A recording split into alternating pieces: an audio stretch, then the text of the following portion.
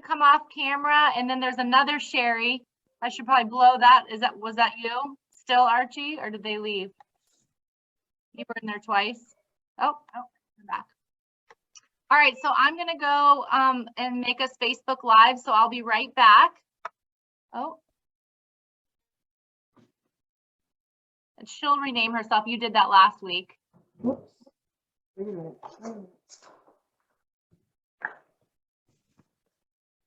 I'll be right back, guys.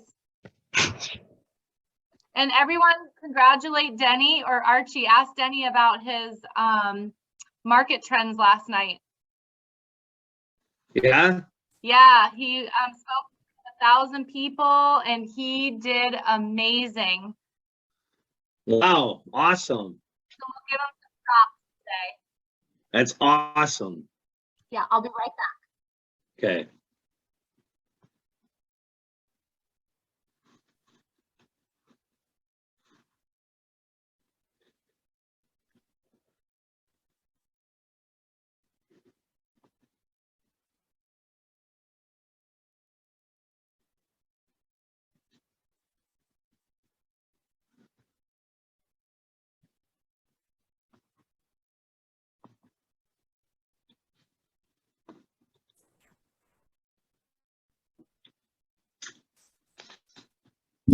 Archie, I think I have you tagged now because I had to blow up your picture to see you. Oh my goodness. I'm trying to figure out how can I get my picture back to where it needs to be. I'm sitting here doing it on my end. I messed it all up because I couldn't see you. So now I made you big and I don't know how to make you smaller. And here I'm sitting there thinking pinned. it's me. I'm sitting here doing everything I can to get myself back to like I need to be. Shows how smart I am in this technology. Maybe I just need to. You know what we say, come back Archie? in. It may be a skill you haven't mastered yet. That's all. No. Right.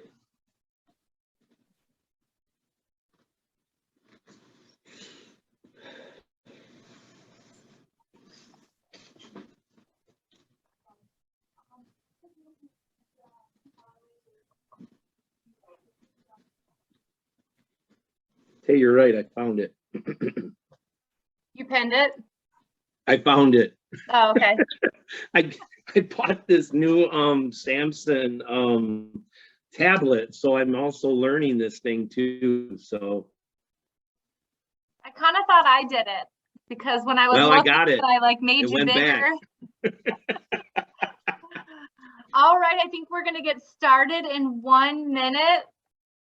I think we're gonna ask everyone that can participate to come on camera if possible. They say the audience makes the speaker, and it's hard when nobody's on. So thank you everyone for turning your cameras on today. We're calling Denny the authority in real estate. So when I refer to him as the authority, there he is. Yeah. He's super famous in Fort Myers. He did an amazing job last night at our market trends. Denny blew all the other speakers out of the water. I would have never thought any different. Fantastic. And remember, I pay her. So whatever she says, take it with a grain of salt. No. He knows better. You did a really great job. We are all really proud of you. His whole team was there, and we're just really proud of you, Denny. Thank you. It was awesome. And we're going to have a talk here in a minute. Appreciate you guys being on. And so you can plan your schedule. John is on vacation, well-deserved. And Sunny may have to pardon herself because she's in the office and all our other agents are out working, which is a great thing. And we may log off here unless somebody like Sunday or somebody wants to take it over for the last 10 minutes. I've got to get on another call and get set up. So thank you for being here. It is Thursday. It's time for our mastery level role play. I appreciate each and every one of you being on. Danny Grimes, Sunny Hammermeister is my host. And thank you so much for being on. We're going to add value to you. And I'm going to start with a thought of the day in here in just a second. So, however, I want to go to you guys first. You guys are on for a reason. You can put it in the chat if you want, because we're watching that, or you can just unmute yourself and say, Did you have an experience in the last week that you'd like to maybe redo? Do you have an appointment coming up that you would like to practice on in order to get in the groove? You're on this call so to gain value. And I'm asking questions to you. You know, that's kind of the gig here as we ask questions. What would you love to cover? What would you love to work on mastering today? So I'll give you a few seconds to like think about it, or don't be shy. Let's share it and let's move forward. Hey, Denny, I have one. Yeah, So, right. So I deal with a lot of expireds and withdrawings, and I hear it all the time. The first time I speak to them is like, they just say, "Hey, man, we're not going to sell. You know, we're pulling off the market. We don't want to try anymore." Okay. And it's kind of like a dead end there. All right. So you have that. Anybody else like to hear something like that on expired calls, or at least a stubborn, maybe a buy owner or an expired? What else? All right, let's get them all on the table. They must not talk to people, Danny. What do you say, Brian? I said they must not talk to people. One I've had a lot lately is, but where would I go? Because it's so hard to buy right now. And that's something that I just keep running into. Anybody remember that one? Anybody know what we're talking about? That's the number one seller objection. And we do that every week. It's just like, you know, when you go to Leonard Skinner, you got to hear Freebird. When you come on to this show here, right, Archie, you could probably do Freebird. When you come on to this show, we're going to work on that homeless seller. So you got that, Nicole. Any more before we get started? People are still logging on. I'm going to share with you my thought of the day.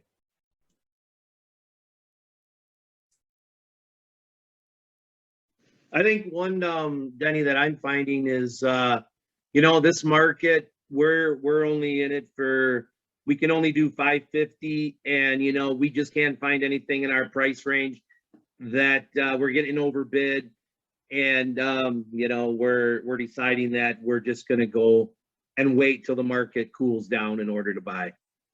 Mm-hmm.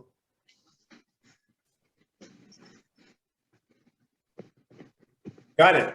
All right. Well, if you have anything else, you can put it in the chat. We're going to rock and roll. And here we go. Let me give you a thought of the day. Sunny had mentioned I do an annual speech every year. It was called Market Watch. It's now Market Trends.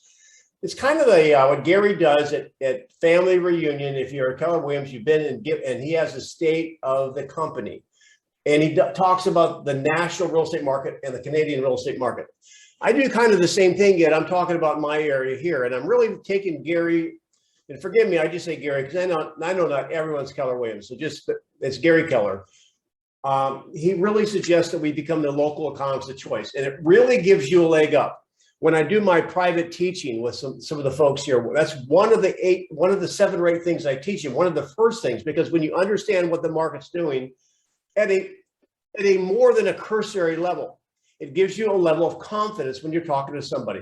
Like, for example, if your child is sick and really sick, I'm not talking about a hangnail, I'm talking about really sick, you want your physician to be confident. So anyway, so I gave the presentation last night and we had about 1,000 people there, and it was amazing. I'm going to share an idea with you that I think it would work in any market. So again, my thought of the day is, let me get the slide up here. Right there. Number one, let's talk about the bubble thing. Let's just talk about it. Now you can put it in the chat, or you can come up. In fact, just put it in the chat. We'll watch. Everyone can watch. You should put in your name and your location, because you might have some referrals going back and forth. Kristen was talking to me, my wife, who's in Scottsdale most of the time, about how she is hearing, because she coaches people around the country, pockets of like February, or so far this February, she saw a change in February. So if you saw a change in February, just kind of put it in there. We can talk about it a little bit. However, there's people that continually want to talk about the bubble. Here's my belief, you guys. In order to have a bubble, you need one thing. What do you think the one thing is that you need to have a bubble? Anyone can speak up. And there's no wrong answer here. We love everybody.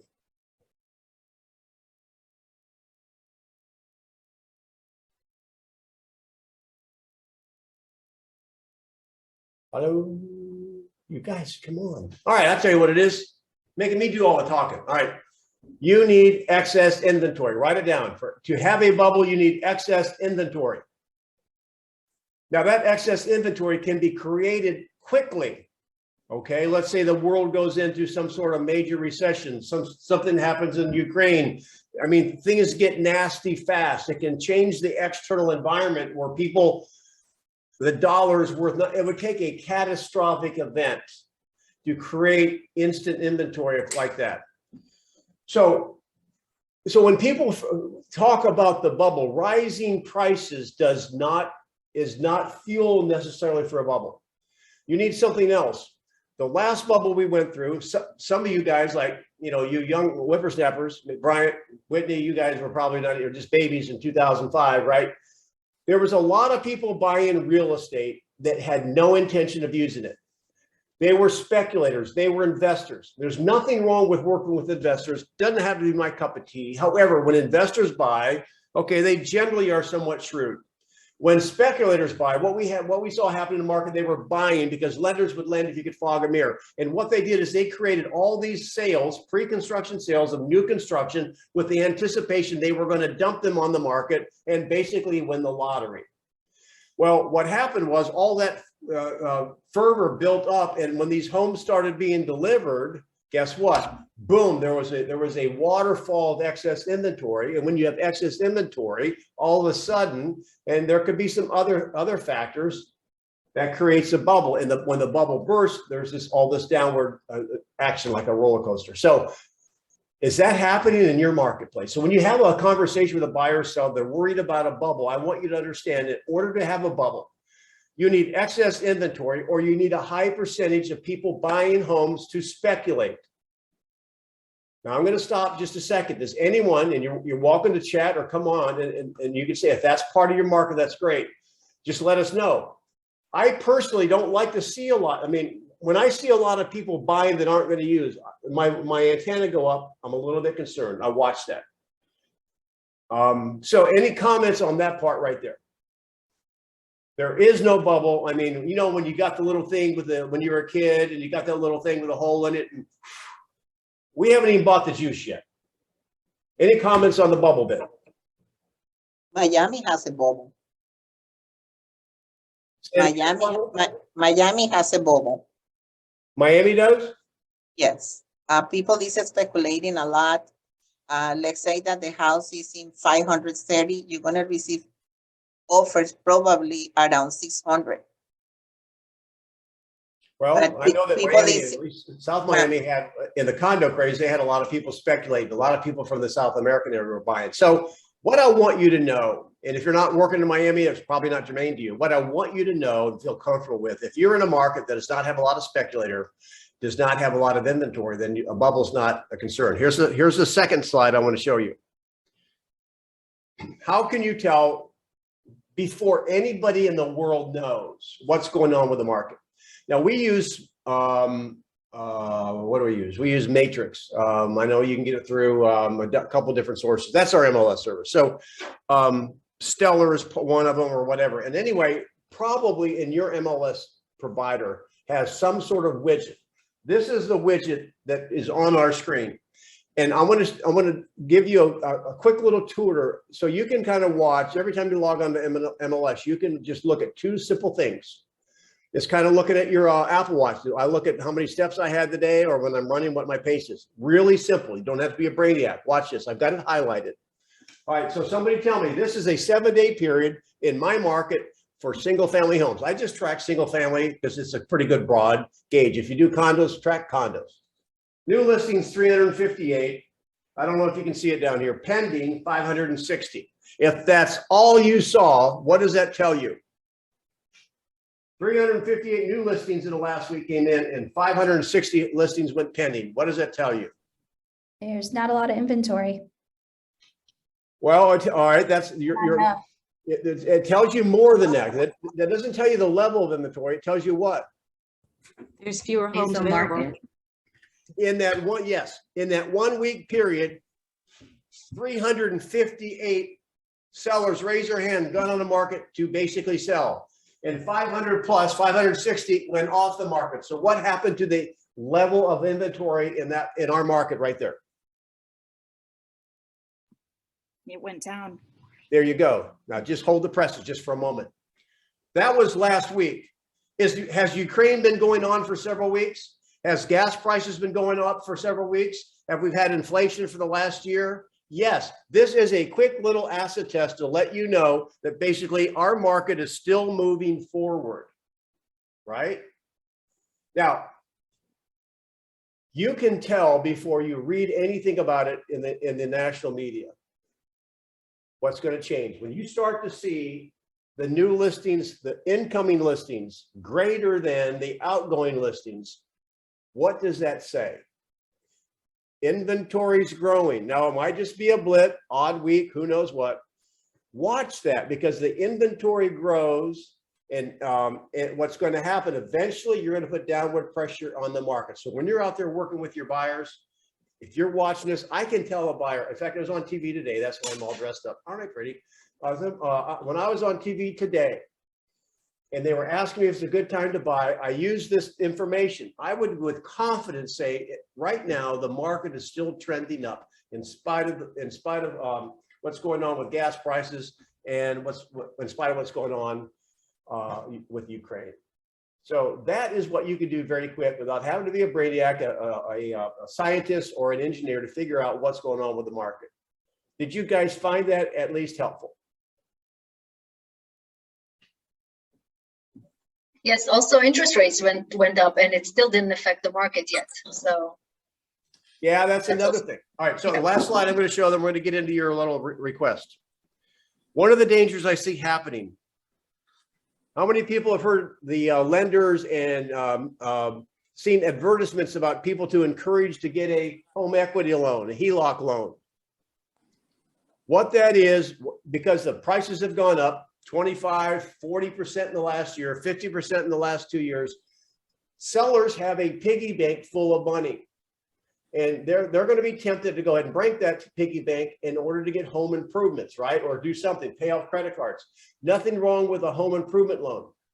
However, and in fact, this is the article that I'm referring to. And this is what I shared last night.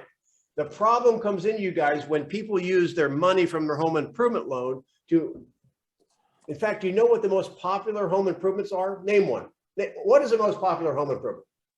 Kitchen. Kitchen, yes. What else? Give me another one. Bathroom. Yes, one more. If you're in Florida, what do you put in the backyard? Pool. Whoa. Yeah, if you're in Alaska, what do you put in the backyard? Gun range. Hot tub. Gun range.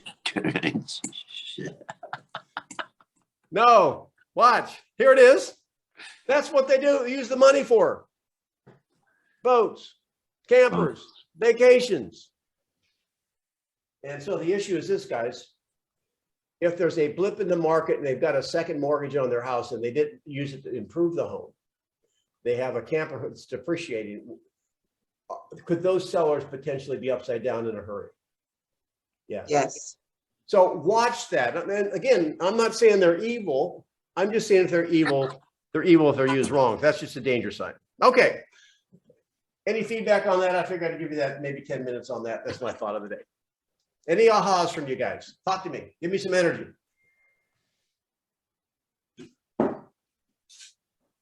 it's great to know, so we know what to expect next, you know. You guys are so sweet. Okay. But let's move forward. Here we go. We're going to go with, remember, we use question-based listing enhanced conversations. And I had a couple requests, or 3 requests. And we're going to go with Brian. Brian, you're going to be the expired. Does anybody work with expireds a lot? Does anybody call expireds and would like to basically have a 3-minute conversation with Brian on basically, you know, what they might say about not wanting to take advantage of the market right now? Anybody want to do it? Man, they need to. I've gotten 7 listings in the past 2 weeks from just this. All right, so you then you're a pretty good master at it. Then I wouldn't claim that, but yeah. Can somebody please be the expired? I'll let Brian handle it. He's having some success. He's doing it. I'll be the expired. Archie, all right, be careful. Archie can be mean. These musicians, they get angry at times. Okay, so he's got a hat in front of his Zoom, so just drop a $1 bill in it. Okay. Are you calling on the phone, Brian? Yeah, I'll call Archie, and Archie, you know, he say say he canceled or expired, either one. Fine, I'll be All right. expired. Yeah, expired. Yeah. All So right, ring, okay. ring, go. Hey, Archie. Hello? Hey, it's Bryant. The house there, 123 Elm Street. That sell or no? No, it hasn't sold yet. Oh wow. Okay, so it's still up for sale. No, we've decided to take it off the market. We realized that we just weren't getting the success that we needed to in getting it sold. And we just decided to take it off the market, and probably not a good time in this right now to sell. Okay. Seems like it just didn't go the right way with the agent, right? Yeah, definitely not with the agent, and yet we were looking for properties and we just couldn't find one that we needed to get to that would sacrifice for us. So we decided to go ahead and just take it off the market. Couldn't find anything. Okay. So are you needing to sell to be able to buy? We were just looking to find something that would a little bigger home. That's all. Okay. So you're needing to sell your house to be able to buy, right? Yes, definitely. Okay. So is that the only reason why you're not putting your house on the market to sell, is because you can't find something? I think the two reasons, well, yeah, I mean, the biggest thing was not being able to find what we were looking for. And, and the second thing was we just didn't feel that our agent was aggressive enough to get it out there in order to sell it. Okay. And how often do you find things that you do like come on the market? When we were looking, we probably would see things, every once in a while. I mean, it wasn't something that there was always a little something going on, but probably maybe once a month, maybe twice a month. Okay, maybe like once or twice you find something you really like, right? Yes, definitely. So like hypothetically, if this house was back on the market, you would find something maybe within a month? It's definitely a possibility if I can get my wife on the right track again. Okay. And I'm sure both you and her are, make the decision, like y'all are both need to sell the house. It's not just you, right? Correct. 100%. Now you were saying earlier your agent didn't aggressively market the house, but were y'all even on a contract, or are y'all having any offers at all? No, never under contract. Never did any open houses. She said that in this market we didn't need to do an open house. So we just didn't see anything going on. Nothing was happening. 1 minute. Okay. Yeah, this is getting a little drawn out here. Okay. Hey, look, Archie, if there was a house tomorrow that y'all popped on the market and your house wasn't on the market, how would you feel about if you lost out on that house?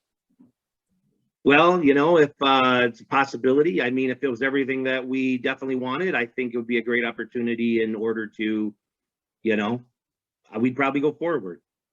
Okay. And with you needing to sell to be able to buy, that would kind of put you in a bind.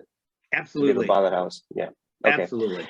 So what do you think really is that's really stopping you? Was attracting a buyer to put offer on your home, or probably or the buyer to buyer for the home in order to cash out in order to buy the next one, and yet it was just the trying to find that next house that's going to work for us. All right, that's time. Yeah. So, Yeah. all right. So you guys only to feel free to say something here. We're gonna kind of debrief this a little bit. Archie, who was the seller, threw Brian a curveball. Where was the curveball?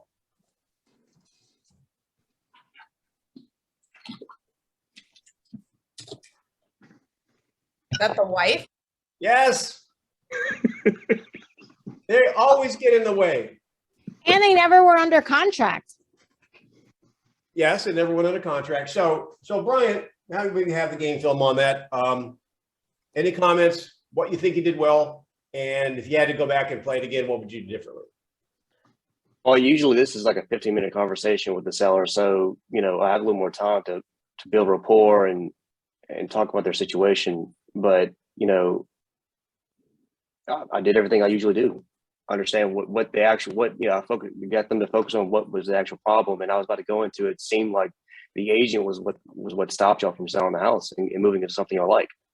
And then that's where, I think it's normally what I do, just figure out what's going on and acknowledge it and isolate it and make them realize what the problem is and realize it's not them. It's not the market. It's very possible it's the agent. If it's expired, the market's 6 months. I mean, that's it's that or the price or something. Well, if it expired, what was the problem? Probably price too high. Give me a better answer.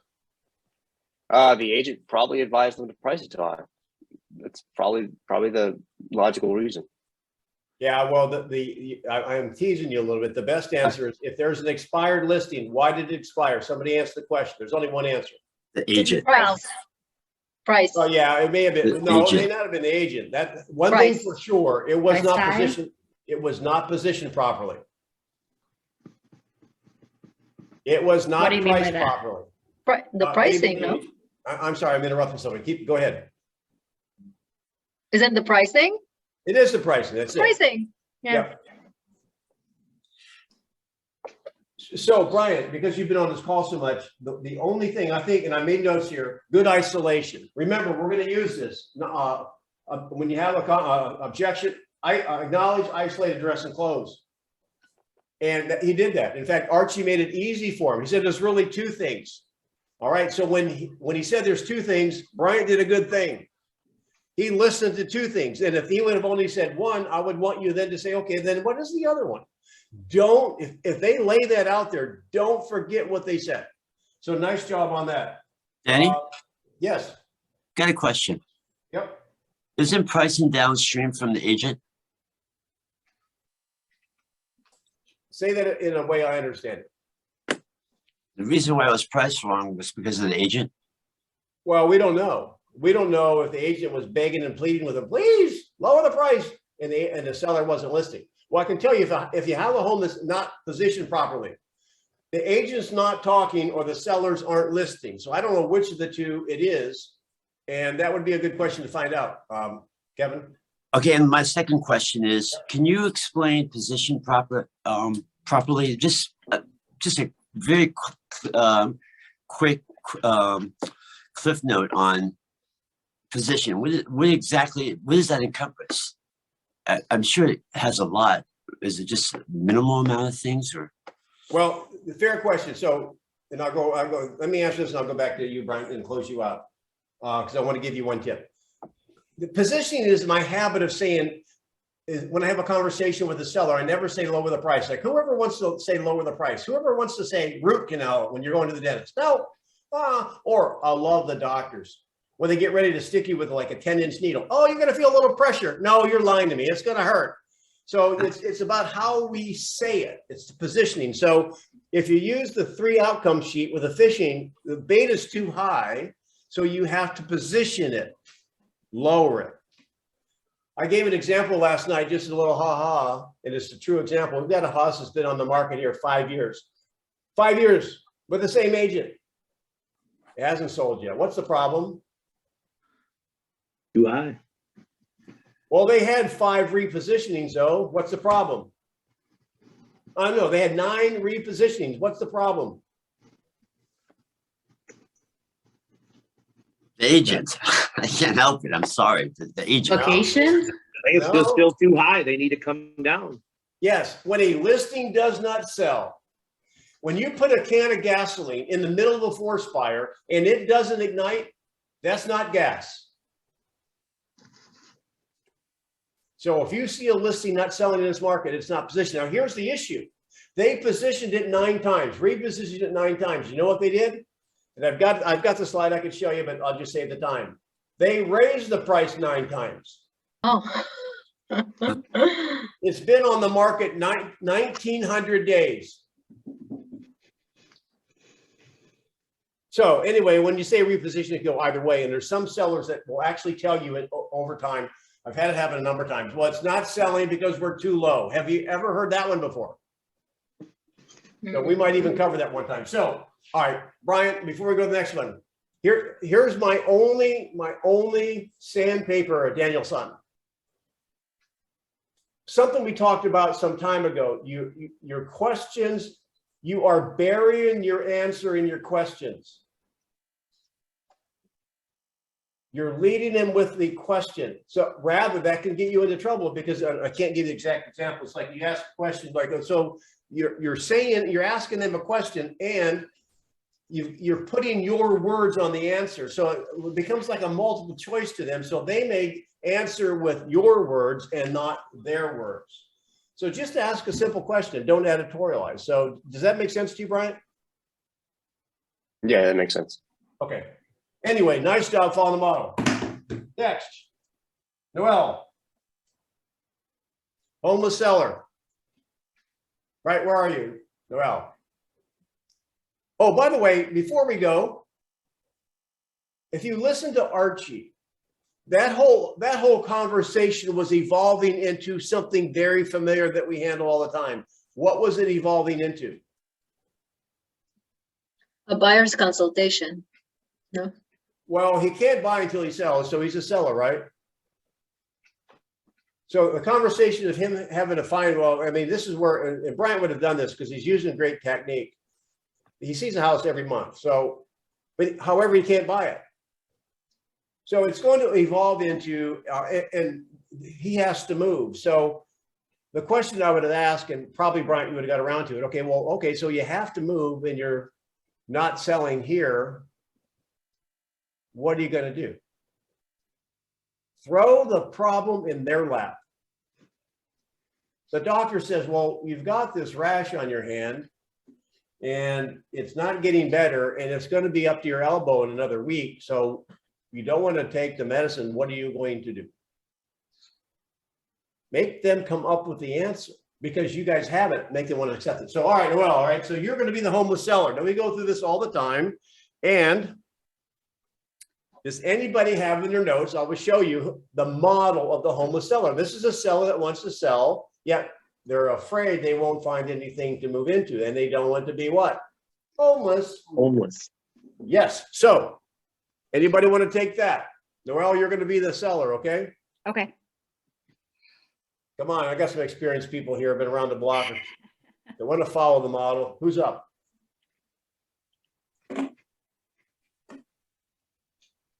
Am I frozen?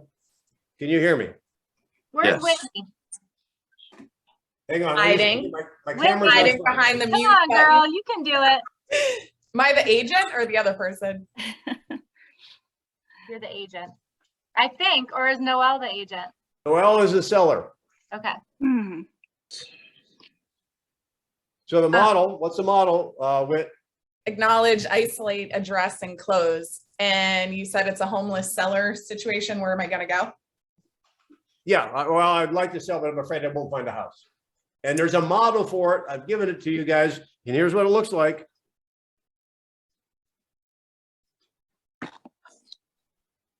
Oops, there you go.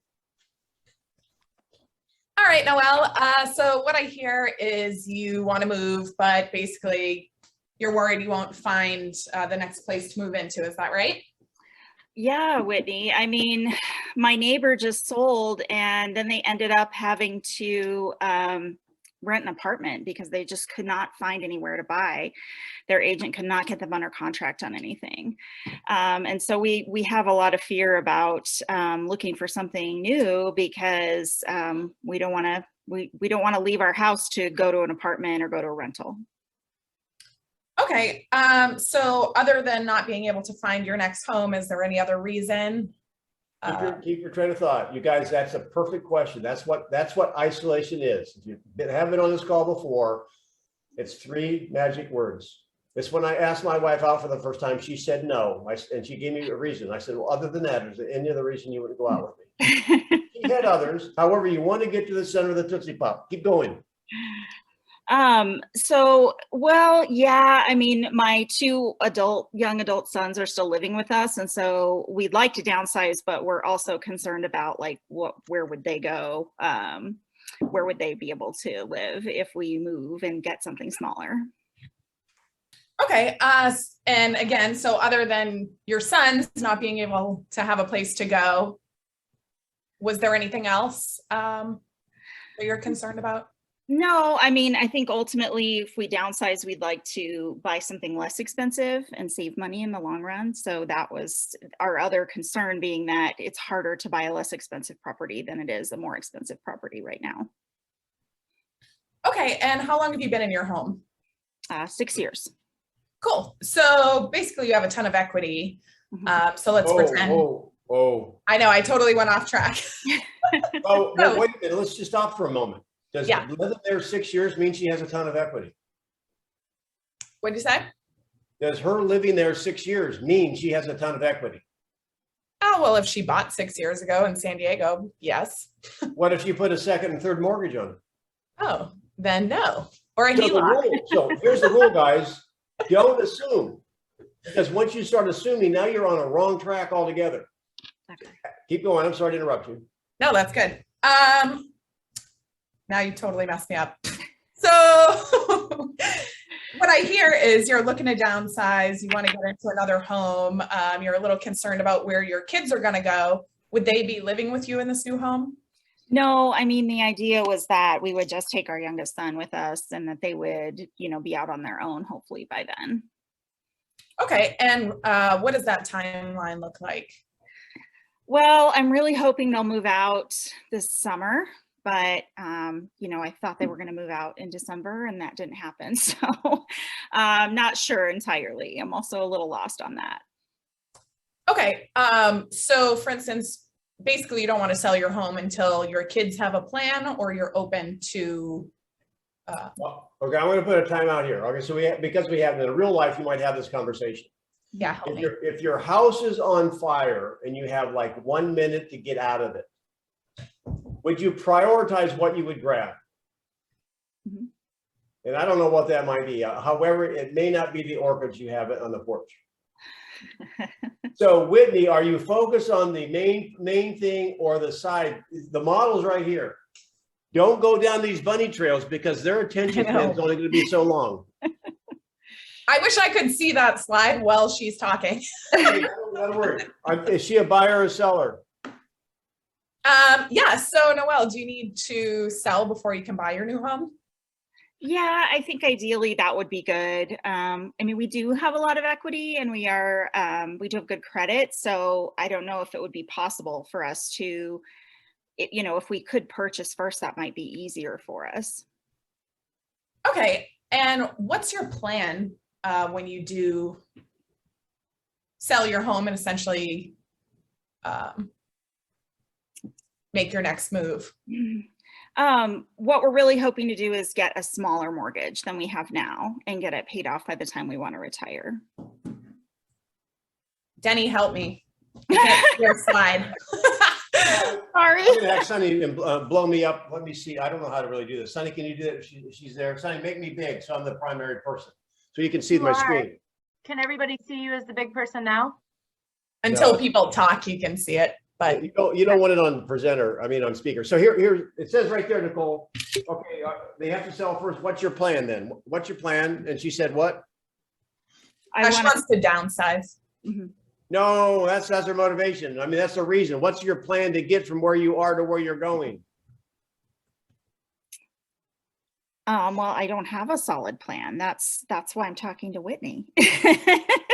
Jumping jacks at that time. Now the seller understands they don't know what to do. Like, I don't know what to do with this rash stock. Can you help me? Hallelujah. Now you got to the point where they, okay, well, what would you ask next, Whitney? Well, I know the next question is, can they afford where they're going? She basically said she wants to downsize. All right. So how would you determine if where they want to go, where they want to downsize is going to be realistic for them? And you don't want to say, can you afford it right away? No, but what area are you looking to move into? Right. Go ahead. Good. We actually like the area we live in a lot. So we really would just like something smaller and possibly newer in our current area. Yep. Okay. And what if we could find you that home? Yeah. Go now. Brian was doing this perfectly. He was Okay. saying, okay, let me help you out. So it's you. Have you been watching? Have you been looking online for smaller homes in this area you want to be in? Yeah, we have. We've also visited there's a lot of new construction in the area, and we visited some new home builders. But we just haven't been sure about, how to go about this. And like how to handle the financing, and can we buy first? We're just not sure. Have you seen homes you like that were in your price range that if you had the equity in your home that you would have basically acted on? Yes. That's where you want to get them to go. No, I have one more question. Well, okay, and Brian hit this question. How often do you see them? I mean, we're mostly looking at new construction. So every time we've gone out, we've found something that we felt like could work in our price point. And how often is that? Because she didn't answer my question yet. I Okay. need to know. We've gone out in the last 6 months, probably 3 times. I'm still, all right, so I'm not clear, you guys. And if I'm having a conversation and they're going a little bit sideways, it might be because I'm not asking the question well. She's hearing the question different than my intent. What I want to know, Noelle, if you had the equity in your pocket right now, how long do you think it would take you to find the right house for you to move into next? Probably just a few weeks if we really decided to do new construction, for sure. We could probably manage that in a few weeks. Now, what if we just determined on, okay, can they afford where they're going? Yes, okay. And one, they can afford it, and it's popping, excuse me, it's popping up every couple of weeks. Is that different going back to Brian's role play with saying, well, I don't know, about every 6 months or so? That's a different conversation. Mm-hmm. So can you land a plane, Whitney? Well, We're going No. to propose a solution. What if? yeah, so what if we found you your next home and could sell, I don't know, Denny, you have to help me with this one. And I have a question for you too, after. Okay, that's not it, because now she's jumping out of a plane without a parachute. So here's what if there was there's a lot of ways to do it. What if you had an app on your phone that would give you your equity, and so you could shop as a cash buyer, and so you could lock in a home and stay here until that house was ready, just move one move. Would that work for you? That would be great. I'm leading her to, rather than just what if we could find a buyer? We don't have the app, but we might have a buyer that would love to have your home, give you your money, let you stay in at that 30 days that you said you would need to find a house. And then you could actually act like a cash buyer and go buy and make one move. Would that work too? Yeah, absolutely. That would definitely work.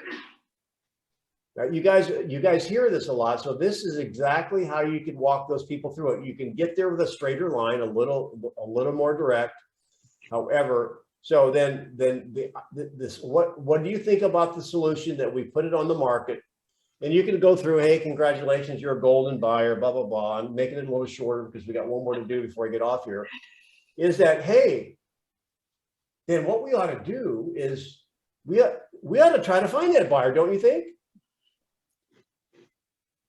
Yeah, I'm still a little anxious about, until we've tacked down the house. Do you think you could go look at some new construction with me?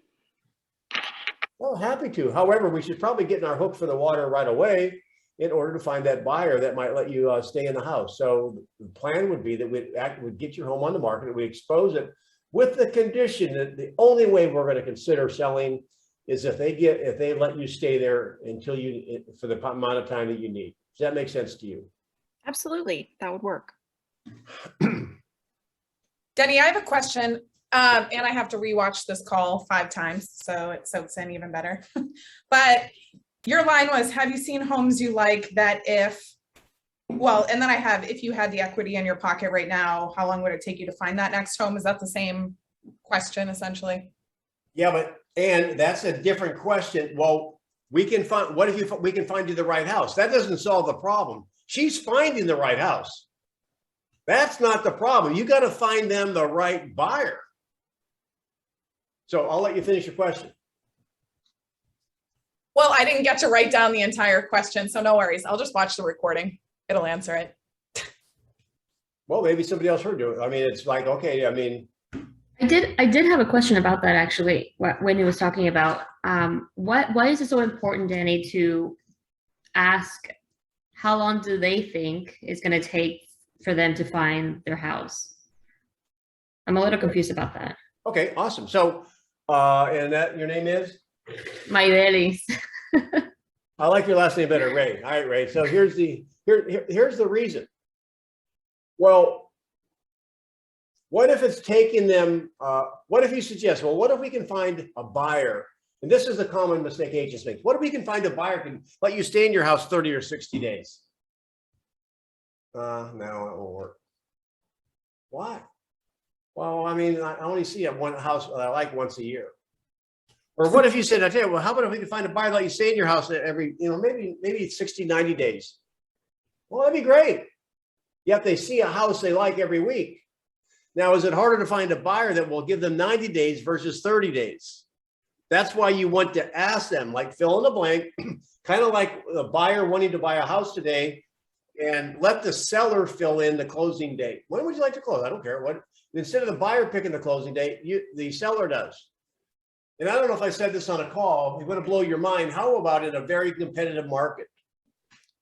You give and you're working with a buyer, and somebody's on the call the other day I was on, they had 155 offers on one listing, believe it or not. However, let's say there's 15 or 20. You put in on the top of your contract, your buyer's name. Get this. Every other blank is blank, including the price. It's listed at 400. And again, this may blow your mind. And you say to them, Ray, I'm going to say, okay, you're the buyer. Okay, so we've already lost out on 3 houses or 30 houses. Here's an idea. Why don't we just give the contract to the seller and let them fill it in? It's listed at 400. How high are you willing to go to get this house? How high are you willing to go? So on that note, hang on 1 second. How high? Well, as high as my lender can, qualify me for. What is that? 700. Well, okay. Well, that's a little bit. No, again, I'm probably not going to suggest she go in at 700 at a $400,000 house, unless you're in California. What's the actual price? 400? 400. Okay, 450. All right. So anyway, a quick example, and you put in a buyer willing to go up to $450,000. Seller, you fill in the rest of the blanks. It's listed at 400. Now, okay, is that off the wall too much? Yes. Was that you, Whit? Who had a question? yeah, I did. So, excuse me. What about these buyers that are like, oh, I see a home like every 3 months? Okay. And okay, so if you had an app on your phone and you could have your money right now, and would you be able to spend that money inside 3 months? Yeah, so here's one. I have a seller that doesn't need to sell to buy. He's pre-approved, but he goes, oh yeah, I see a house like every whatever, whatever time frame. So all right, so give me a time frame. 3 months. Okay, so they don't have to sell. What are they then really? They're just buyers, but he will sell if he finds his new house. But he won't sell until he finds it, will he? Nope. He doesn't need to sell. He's pre-approved for a ridiculous amount, can't find anything. And then he's like, oh, but I don't want to pay 200,000 over, even though I'm like, hey, you're basically shifting your asset. I don't know. You tell me. Well, is he going to buy without selling or not? Yeah. He's All ready right, to go. I would decide him. All right. So Whitney, here's the deal. You can buy without selling. So let me ask you, is your house going up in value every day based on what the market's doing right now? Yes. So does it work in your advantage if we sell later and buy sooner? Yes. So wouldn't it make sense if we just let's go find a house you like, secure it, Now you got the house you secured going up in value and the house you own going up in value. Then we'll come back and sell your home. How's that? I have him get his mind off selling and focus on a buyer, period. Oh, I don't want to carry two houses. All right. Then how do you want to work it? You can make an offer on another house with a non-contingent. Let me just really quick here before I go. It's 1:45. We had one more request, which is a good one. You're working with a buyer that's in the $550,000 price range. And I think this was Archie. You brought this up. Archie, you still there? Yep, still here. Okay. Did you bring that up? Yes, I did. Okay, so they're at 550,000. They're getting outbid, right? Correct. Getting outbid. All right, so let me handle this really quick because I want to get this. This is a good one. So Archie, what are you qualified up to? Qualified up to, I'm actually qualified up to 550 is where I'm at. And so what price range of homes are we looking at? We're looking at homes, to the actually 525 to 550 mark. And the houses we've seen that we've gone and made offers on in that price range, what's happened? We've gotten beat out every single time. And for the ones that we know that we got beaten out on, would it be over the 550? Absolutely, 100%. So we have one of two choices, Archie. One, we have to change our criteria, or we have to get more money. Which one you want to do? Well, I just can't dig into more money for my retirement. So, I mean, we're going to have to probably come down, for what we're looking at, but I can't find anything for my family, what we're looking for in that price range. Okay, so what's your plan? Well, at this point, we're looking that we might as well just quit looking and wait for the market to come down. You own or rent? I own. Okay, and again, now it goes into, do you have to sell, or let's just assume that if he owns, it's fine. Okay, well, why don't you just stay there? Correct. Now there's motivation. Well, I got a new baby coming. They're twins or triplets, and we only have one bedroom, one bath. This is going to be kind of crazy. So we need a bigger home. Okay, you're going to either live with the pain or adjust your criteria. The bottom line is, and as I get ready to close, and I know I'm a little bit early. If you are working with a buyer repetitively and they're unsuccessful, may I kindly say that's your fault.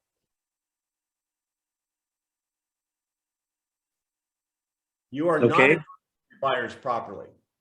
In this particular case, Archie has to write down the question. You've got a buyer that's unsuccessful. They got to get more money or change their criteria. Can you think of another option for them? Or stay where they're at. Well, that's option 3. You're absolutely right. Yes.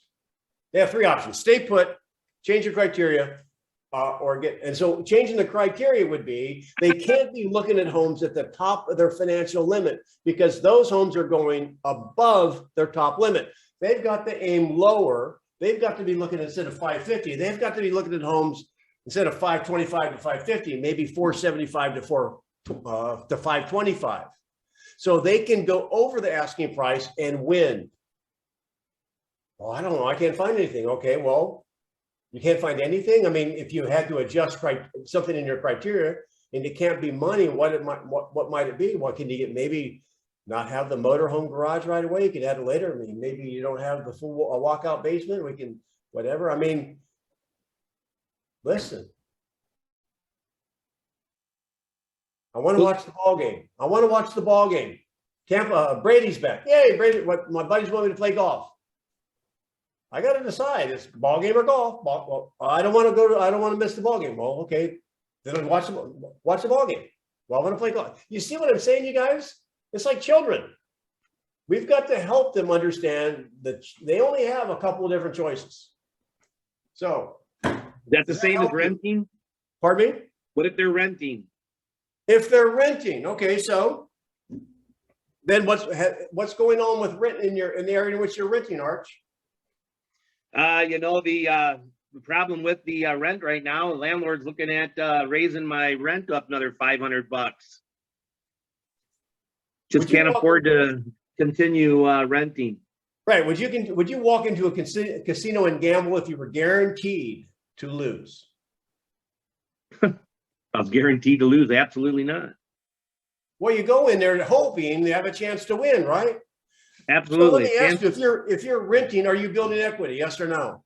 Absolutely not. And if rents go up, are you still building equity? Yes or no? Absolutely not. And the house you want to go and own, is that going up or down? It's going up. And you know what we call that in Florida? No, I give up. Lose, lose. Perfect. So what do you want to do? Adjust your criteria or adjust your budget? Well, I think I need to do both. So is that, you know, I'm having a little fun with you guys, and you can put a little sugar on it and cinnamon. Like, oh, I love cinnamon toast. Am I being too brash? No, I think it's really good to be direct. You need to be direct because also you got to remember the reason that real estate, why people hire real estate agents, because they want to be led. So by being led, I think that we need to be transparent and give them exactly the reason why we're there to help them. Anybody have any ahas? I appreciate you being on. I know I have to go a few minutes early. Share something you heard that resonates that you can benefit from today. Being direct, like Archie said, no rabbit holes. We're all rabbit hole lovers, I'm sure. And you can be direct with kindness and love, right? Care and compassion. Sure. What else? Nobody wants Asking the questions and leading the conversation. And listening. Yeah. And after listening to the objections, go after the big one. Don't Yes. go after the site. Don't go off into the rabbit hole.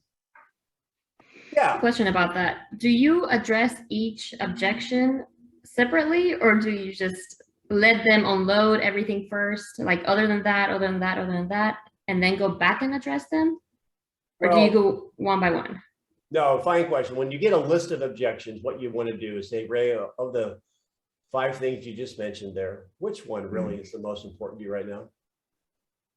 And they may say, well, this one and this one, well, they're all important. Okay, so which one do you want me to address first? Somehow you're going to get something out of them.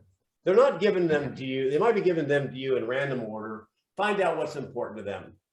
All right, you guys, I appreciate you being on.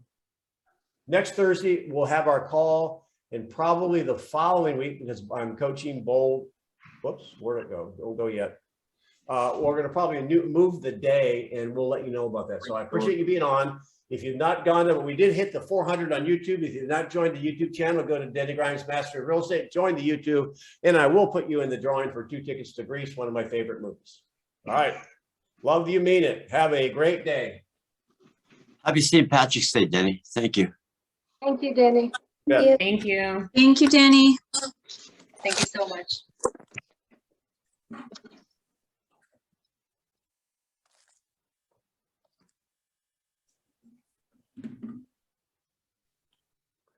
Okay, let's go here.